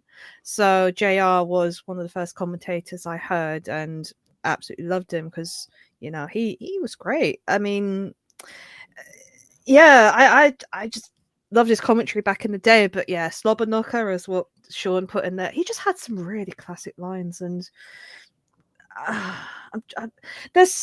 can't think of a specific fault because there's so many I could count for, but he has had. Like I said, I always quote the "Good God Almighty, that man has a family" sort of thing. So it's kind of that's what I remember. Him and Heyman, those were the two I kind of grew up listening to before him and King. But I always loved JR and Heyman because they just worked brilliantly together. They just literally like boom, boom, boom, boom, boom, bounced off each other in a fantastic way that made me kind of wished I became a wrestling commentator when I was younger. I'm not going to lie, because it was like one of those things of like, I'd love to do something like that because it just seems like they're just like, bouncing and working well. So yeah, I was really sad when I heard about this news, but I was really appreciative that it was brought up in its own separate segment after a match. They didn't talk about it during a match, which is good.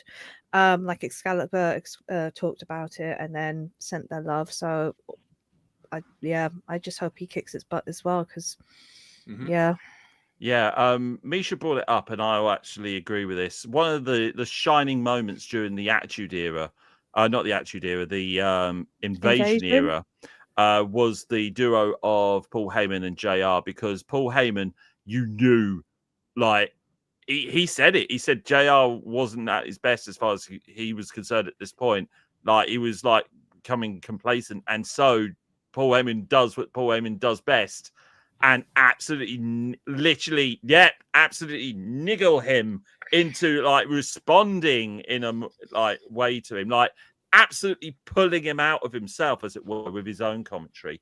I love that duo. There was times where it got a little bit real between them, I won't lie, but I honestly think that WrestleMania 17 was fantastic with that commentary team. I cannot visualize that with JR and the King.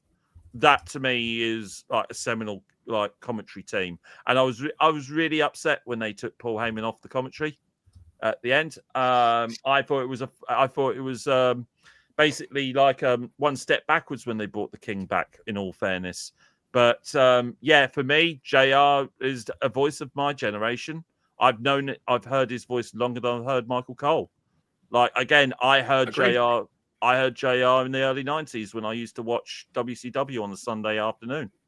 So, yeah, it is really, really sad. And basically, we hope that he absolutely, like, beats this, because... Absolutely. And I think from my point of view, and I won't go on too long about this because I think I can sum this up in a fairly succinct way. What I still continue to this day, I will also bring up as a point, that I love is his clear passion for all things wrestling. Yeah. Regardless whether he has a good day, has an off day, everyone can have off days, but when JR is on it, it's like next level. And it's so good when he's on that next level. Heck, it happened in one of the recent AEW matches I remember he commentated on. There was a match in particular, I'm drawing a blank as to which one, where you could feel that JR. It's like, oh wait, he's back. He's back kind of thing. But when all of the passion and genuine passion, you could tell he always has given on commentary throughout the decades, it adds so much to it. And there's a reason why certain people at a point in time when JR wasn't commentating much, where certain people said, no, I want JR commentating my match. Yeah. Even if maybe he wasn't up to date on everything that was going on. I mean, look, let's pick an obvious one. Undertaker, Shawn Michaels. Like, there's a reason they said, we want JR commentating on our match. Yeah. And no one was going to say no to them regardless. But there is a way, he continues to have a way of just adding another level of aura and passion and genuine feeling about what you're watching. No matter whether it was someone at the beginning of the show, in the middle of the show, at the end, that is what JR does. And that is everything that makes JR so damn great. And I think to bring this full circle as well, the very reason why JR is in AEW in the first place was he was a Cody Rhodes hire. Like they did the thing and the build up to Double or Nothing where when they initially announced that JR was going to join the commentary position, that was a Cody Rhodes hire. And when they asked him why, it's because he's fucking Jim Ross. You know? So absolutely get well soon, JR. The other bit of information I want to bring up is something I found out today. And this is going to literally segue into the next match, the next topic of conversation. Found out that Konosuke Takeshita has married Yuka Sakazaki. Freaking amazing! Yeah. Absolutely. Amazing. They had an Instagram post where they announced their marriage and they've now got a dog and living in America. So it's really cool. I will try and find the Instagram thing and post it up later. But yeah. That's another bit of information I thought excellent I'd for bring up. them. All before the age of 30 as well. He's about to turn 30, in fact, in May 29th. So that is 2 days' time. Jesus Louise. There better have been a magic carpet involved in their wedding. That's all I'm going to say. So, to something really nice about Konosuke Takeshita, to something relatively okay. He took part in a match where him, alongside Carl Fletcher and Josh Alexander, defeated Paragon, that being Adam Cole, Kyle O'Reilly, and Roderick Strong by pinfall. Well, that was a match. That could have been an email. Sorry. Sorry. You know what? I can't top that. No,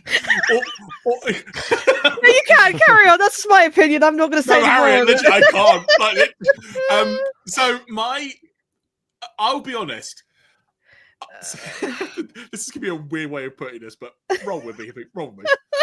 So there was on the promo on Dynamite with Hangman and Ospreay. When Ospreay said, "I want our match to be the main event," after who the heck wants to go on after about 3 to 4 hours of wrestling and after Anarchy in the Arena. And when he said that, I thought, right, they're going on immediately after Anarchy in the Arena. I know exactly what the final 2 matches of this show are going to be. When they said the thing with JR and whatnot, and they said, well, we've got 2 more matches to go. My legit genuine reaction in as honest Jeremy way as I could was, just what do you mean 2 matches? What have I forgotten? And then when I heard Kill Switch Engage begin, it's like, amazing! I love Kill Switch Engage. This is Roderick Strong. What match is this? And then when it's like a 6-man tag, it's like, okay, cool. So put this away for Dynamite or Collision, please. This is why I brought up what I brought up earlier on when it comes to certain matches have been put in this card to be the reset. Like, you haven't got any commercials like WWE gives us. Like, you haven't got any of that. You haven't got your natural piss stops, as it were. So they're putting matches in as the literal resets. And I'm afraid this was one of them. I have nothing to say. I will say this. At one point, Don Callis joined him in the commentary like he always does during a Callis family match. But then he got up and Lance Archer decided, well, this seat isn't taken. Now I'm doing commentary. Yeah. But now, in an attempt to make it sound like this match was at all important, so the thing that this match did bring up is that clearly Kyle Fletcher and or Lance Archer want to go for the TNT title. Because part of the focus was that I don't think, this is how I remember it, because Kyle pinned Kyle for the match to end. That's how I remember this. Right, Because Kyle Fletcher pinned Kyle, right? It's the only reason I remember that, Harry, honestly. I don't remember anything else about this match whatsoever. But there's an element of, okay, the next step up for Fletcher is to have a belt. And I could see him and Cole having a banger of a match. And heck, maybe even Fletcher winning it. But the fact that when Archer was asked on commentary, do you have any interest in the TNT title? And he basically just said, as long as it's in the family, that's all that matters. Yeah. So I could see there maybe something slowly brewing there. But so when it comes to this match being on the card, this is my take. This was a perfectly fine match. This could have very easily have been a TV match. I don't see any reason why they couldn't have just gone straight to the main event, because with the way the match unfolded, the first, how long was the main event in the end? It was 36 minutes. I didn't even know that. I'm looking it up now. But the first 10 minutes or so, I just looked at myself, Matty. Sorry, just not to make me being a prognosticator. But yeah, it's like, I think the first 10 minutes or so of the Hangman and Ospreay match was pretty slow in itself. So I think that would have been enough of a buffer by default to have then got people right back into the frame of things. That's just my take. But either way, I'm glad all six guys got on the show. I will say, I like the Paragon. I don't know why. I couldn't give any less of a damn about them, but I like watching them wrestle. Yeah. I'm not feeling them at the moment. They need some kind of power up, anything. But there you go. That's all I have to say. Konosuke Takeshita's awesome. Yes, he is. Misha just brought up that Fletcher is stellar. Give that man a match against Kenny and also a belt. I think he'd be a great TNT champion. I think he will. His star is only going up. I don't think it'll be a fundamental cock up to have his star decrease. What are we doing here? Carl Fletcher is fantastic. I definitely see him being at least a TNT champion at some point. Also, I've just remembered another thing in the match. How damn strong is he? Because there was a moment when he tried to do a deadlift suplex and it nearly went wrong and he saved it. And it's like, Jesus Christ, how much do you bench at the gym? He's been on the blinking Ospreay diet, hasn't he? Because remember when they started out with Ozzy Osbourne back in the early 2010s? When Carl Fletcher was just like a bald man with a little bit of hair coming out the side and was a literal stick insect. No, he's digivolved above that now. It's he's turned into Carl Fletcher Mon. Digivolved. Now you've got that mental image. Oh God.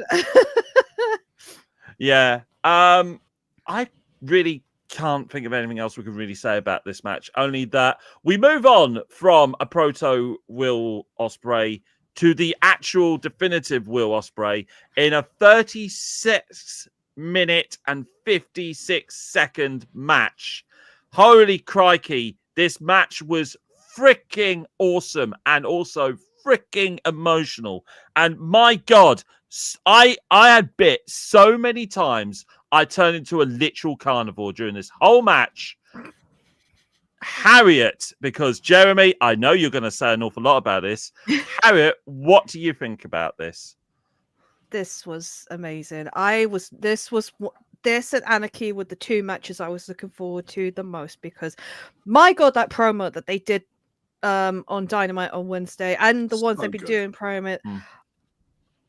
I watch them as I get ready for work, so I just had to stop and just watch. It's like the world stood still as I was watching this promotion between the two of them both speaking. This match was passionate. This is what it had passion, because even I didn't know who was going to win.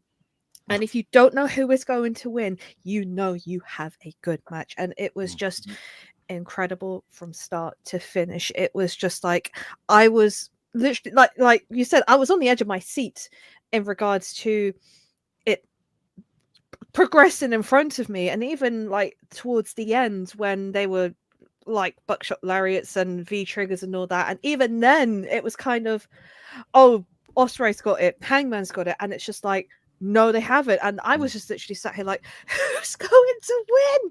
I didn't know at this point. And it was just so good. I was not disappointed in this match. I ultimately did have Ospreay as winning, but I wouldn't have been disappointed, and I wasn't disappointed that Hangman won, and deservedly so. God almighty, this was a fantastic match. I think that the stakes were definitely raised in their promo exchange in the Dynamite preceding the pay-per-view, because that promo exchange was incredible, quite incredible, and detailed how much this match meant to the pair of them, and even cemented the fact, right, okay, we are doing this, and we are doing this because we both want to win. However, I hope to hell you've got my back going forward. And before we get to that, Jeremy, what have you got to say about all of this? First of all, I think to sort of help set the stage a little bit, because Harriet, you were mentioning going in, you couldn't see which way this was going to go, and that's what the beauty of this match was. Yeah. Ultimately, you said you had Ospreay. You picked Ospreay. Was there a reason you picked Ospreay? Was it literally just flip a coin, or did you go, I just had the feeling it's going to be Ospreay? Honestly, flip a coin. Okay. Literally, because it was like I couldn't decide. Also for predictions as well, I kind of picked Ospreay in regards to that. But that's my reasonable, because I literally could not decide between the two. I'd say, to sprinkle on a little spice into the proceedings, you could argue it's because Hangman has already been a world champion, whereas Ospreay hasn't yet. Yes. Yeah. So going in, my thinking was, I've got a feeling it's Ospreay, but it wouldn't at all surprise me if it's Hangman, and I'm fine with either result. The reason I thought Ospreay was specifically because when he mentioned walking into Forbidden Door in London as champion. Yeah. That line was like, I think that might seal it for me, which way I think this is going. But to now circle back to earlier in the discussion that we had tonight, I mentioned during the tag title match, there was a feeling of day one about AEW on this show, and it being the anniversary show. The key detail in Hangman's story, and even what Will Ospreay had said on Dynamite, was that ultimately this match is to face Jon Moxley for the title, to save that championship and bring it back home. And Ospreay saying, you've beaten Jon Moxley, I haven't. If I beat you, I think I can beat Moxley. And so that kind of set a bar there of, right, this is ultimately what the next goal is. But then Hangman talking about his redemption, him needing this, the 2 years in hell, the direction he's been in, the way he's been mentally and stuff, and coming full circle. And he needed this to go to All In, to not only become the champion, but also be the one to dethrone the Death Riders. Once that promo happened, as that promo on Dynamite was happening, this was why my opinion was swaying either way. When Hangman said that on Dynamite, that's when I then thought, Hangman's winning. Part of me was like, I want Ospreay to win. Just that, partly, British, yeah, bruv, whatnot. But honestly, I'm so happy Hangman won, because it felt right. From a storytelling perspective, the idea we're going to have a potential brutal war again between Hangman and Moxley after some of the freaking matches they've had, and they're going to be in the main event of All In, where, let's knock on wood, realistically speaking, I'm going to call it now, Hangman is winning that belt. Because if he doesn't, where does the character go? Where does Hangman go from there? And I think this is the time for it to happen. Even if this means everyone under the sun comes out to take out the Death Riders from helping Moxley and whatnot, whoever the heck it is. Heck, Darby may be back by that point if he's down from Everest and whatnot. I'm not necessarily fussed at the way this ultimately happens, but that's the direction I see it going. And what this match, to actually focus on this Double or Nothing match now, this match, as I was actually mentioning in the chat a few moments ago by Multi-Class Geek, this was like a slow main event New Japan style classic. It is exactly what it was, and that was my thinking. The slow, gradual build-up, the odd big move here and there. The freaking crunching shots that Hangman was delivering to Ospreay was so great. But I think there were many just tremendous moments. The finishing sequence was fantastic. But in an effort to let someone else actually get a few words in edgeways, my favorite moment of the entire match was something that actually plays into the Dynamite promo from Will Ospreay and Hangman. Because Ospreay said, "I'm coming for a shootout in the desert, bruv." And there was that final moment where Ospreay thought he had got the win, and he starts talking to the ref. Actually, that might have been a bit later, actually. Sorry, I'm getting my thoughts mixed up. But No, it's fine. It's fine. But there's a moment where Ospreay's on the ropes, Hangman's on the outside setting up for a buckshot. Ospreay looks up, he sees Hangman, takes off the elbow pad. It's the equivalent of like flicking up his poncho in a Clint Eastwood film and going, "I'm locked and loaded. What say you?" Then Hangman takes off his elbow pad, and then we get this buckshot moment crossing over for a hidden blade, and freaking wallop does Hangman utterly muller the ever bloomin' hell out of Ospreay and gets it. It was just, so hard not to swear. I effing adored this match so much. It was a bit of a slow build at times. I kind of wondered which way are we going here. But the moments in this match and things they played on, they big brain Jeremy now. The moment when Hangman starts doing Christopher Daniels stuff, playing into the character and the fact he retired Christopher Daniels. And Ospreay even starts emulating Omega in the match as well, doing the V-trigger and going for the one-winged angel. It was that thing of, what the hell have I got to do? Oh, wait, he did this on me. Maybe this will beat him. Kind of like a, which way do you go about it? Trying to just, cinema. So good. Styles clash from the top of the apron to the floor. That looks so nasty. That was... Now, obviously, you could see where he protected him. Just in midair, he pushed his legs out, so he landed legs first as opposed to like torso or face first. But as opposed to mush first. Yeah, that's what I'd say. You definitely can't tuck your chin in for one of those. Jeez. But I was like on tether hooks when that happened. It's like they were literally going through literally all of the finishing moves. Like all the most devastating ones. The fact that Ospreay tried to go for a one-winged angel at one point, like you said, like, oh my God. You are very salient. There's not much I can really add to this. I do agree that I think it was a very slow build. In fact, I wasn't really feeling it at the start, and it got me gripped throughout the entirety of this match. In incremental moments was putting me in. And sometimes I think a main event does not need a title in order to sell you. Sometimes a main event just lives on vibes and emotions, and this was that in abundance. And I've been saying this about Hangman for a while. And I've been biting for the chance for him to finally accept, I'm a babyface. I need to come out the blinking left-hand side of the entrance instead of the right-hand side. I don't want him to yet. I want him all in to come out the heel tunnel, because in his mind, he doesn't think he is completely him yet, until he is finally vanquished the champion and takes back his title.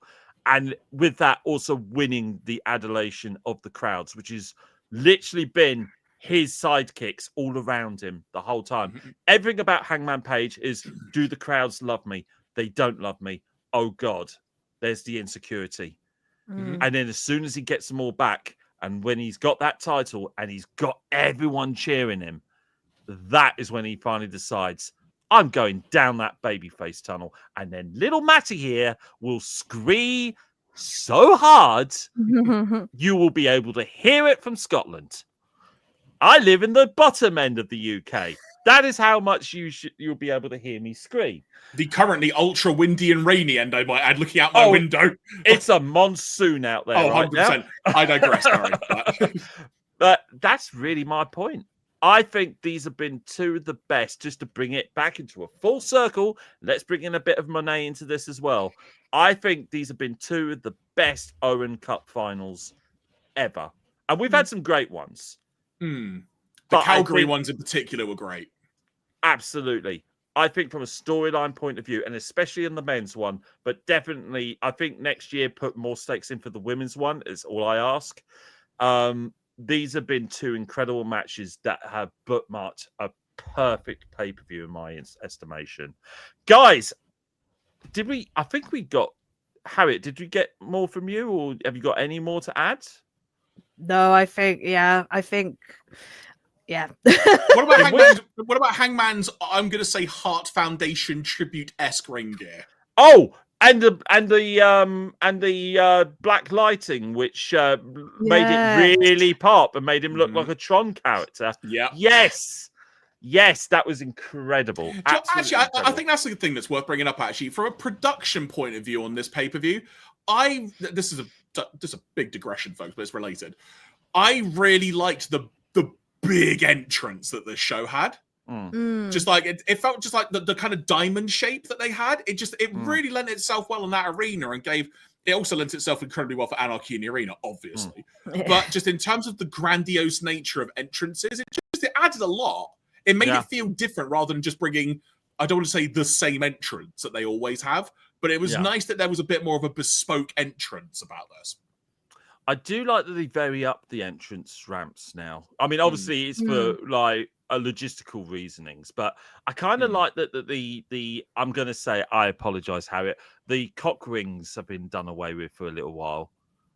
You know, the tunnel parts that they all come through, because it actually feels now like an actual wrestling Titantron. I get what you mean. Yeah. But yeah, I mean, anything else we got to say about this pay-per-view all in all before we cast our votes? I enjoyed it. I mean, yeah. By the end of it, I was just like, you know what?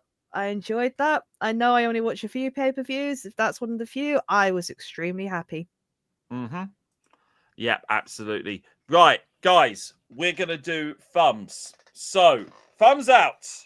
What do you guys think about this show? Are we doing this Bobby Lashley style? We're doing Bobby Lashley style. Oh, we are. That's why we're doing it. Ready? What hand are we using, left or right? Yeah, okay. Oh, wrong one. There you go. All right, ready? there you go. So, oh, Jeremy! There you go. You're the wrong hand, Matty, but okay, it's all good. I don't care. Yes! Yes. And I think that is very, very telling for what I think is an excellent pay-per-view. You guys, if you haven't done so already, if you were into the WWE end of things and didn't get a chance to see any other kind of wrestling out there this past weekend, absolutely beseech you to go check out Double or Nothing 2025. It was an absolute banger of a show. Standouts are definitely the Anarchy in the Arena. Go check that out. It's absolute bedlam. And if you want great work rate wrestling, which I certainly do, definitely check out Hangman Adam Page and Will Ospreay. They can't do anything wrong at this point. And look forward to a 4-hour Dynamite on Wednesday. Oh my God, yes. And there's also that. Jeremy, why do you always have to douse a bit of water in the proceedings? Christ on the bike. That's how I roll. But with that being said, we are going to go and make our goodbyes before we go and say where you can find all of us. Obviously, over on the YouTube and on the Twitch, you can find various different things that we've done, especially on YouTube, but you can find such previous VODs like Quizmash, BunkaMania Goes to the Movies, our previous reviews, both AEW and WWE, from Days of Yore as well, where Jeremy used to talk to somebody else in the car as well. I've been watching some of those. They are fantastic. And also when I The drive car him nuts on studio's these great. ones. And also when I drive him nuts. Also, of course, hopefully eventually we're going to be doing some content out there as well. We'll, expect some future quiz smashes. Definitely expect some more reviews out there. By God, the wrestling never stops. Holy balls, everybody. How are we Holy going? balls! How are we going to fit it all in? I keep saying, book it, you cowards. Now I'm saying, can you please not? I want to rest. I want to sleep. But Harriet, where can people find you? So yes, you can find me. Well, my link tree is just there, but you can find me on Blue Sky at MangaGirl232, on Twitch, Harriet_MangaGirl, and YouTube.com/MangaGirl232. I should be streaming tomorrow night on my Twitch. I think it might be 8 o'clock because we're making way for doing this tonight. Instead, I usually stream on Tuesdays, but tomorrow it'll be 8 o'clock. Probably it will be until dawn. So if you want to see me get absolutely terrified and have a good laugh, I'm your gal. But I also post my schedule on Blue Sky as well. So I let people know when I'm streaming, what times, etc. YouTube, I'm way behind on reactions. I need to find time to react to a lot of videos. But yeah, I'm mainly on Twitch and Blue Sky for the time being. But yes, that's where you can find me. And Jeremy, where can people find you? Simple answer, linktree/giraffe me. I tend to stream Friday nights. Oh, hello, I'm full screen. I tend to stream Friday nights from 7 p.m. Going to be doing continuing a playthrough of Final Fantasy IX in an attempt to complete it for the first time. We do our own spin on things with lots of voices and stuff. Also doing a playthrough of The Somnium Files. I got the game name right today. So if you fancy coming in for some visual novel and fun antics, as it were, come along on Friday night. We would love to see you there. And of course, with that Final Fantasy IX playthrough, some guy is also playing a few voices on there. I don't know who he is. He sounds like an absolute riot. It's me. It's me. But you can also find me under Matty Boo Twitches on the old Twitch. I've been doing quite a few streams this past week, actually. And like I said, Matty Vision has returned every Sunday night at 6 p.m. UK time. You can find me reacting to such things as I'm getting distracted by something else going on, but I will persevere. You can find me reacting to such things as the Whinging Pom, or rather not reacting to the Whinging Pom in this case, because I was talking to Jeremy about anime throughout all of that and completely forgot I was watching it. But don't you can also blame me for you getting derailed. I will not have any of this. I can't help it. I can't help it. You enjoyed the chat. I did enjoy the chat. Hopefully everyone else did as well. But you can also find me reacting to Power Stone, the anime, which is one of the reasons why we started talking about it throughout the Whinging Bomb. I'm also now showing episodes of VR Troopers, an American tokusatsu show that at one point I actually preferred over Power Rangers. I really, really enjoyed that show as a kid. And of course, we always finish it off like we always do with an episode of Nightmare in which I give you the eternal question. If war monsters eat Dungeoneers, how do they go to the toilet? But also, there's also your usual itinerary of British, American, and Japanese commercials as well. And I think I'm pretty done. You can also find me on Blue Sky at Matty Boo, and you can also find me on Instagram under Matty Boo Super. Guys, it's been a fun old time, and we are going to get out of here now. So, with that being said, bog off. We love you. Thank you for watching. I honestly could not figure a way to sign off. Of So all the things you came out with bog off. I sure did, Jeremy. Go watch the wrestling. It's great. Bye, everybody. What are you like? I'm like this.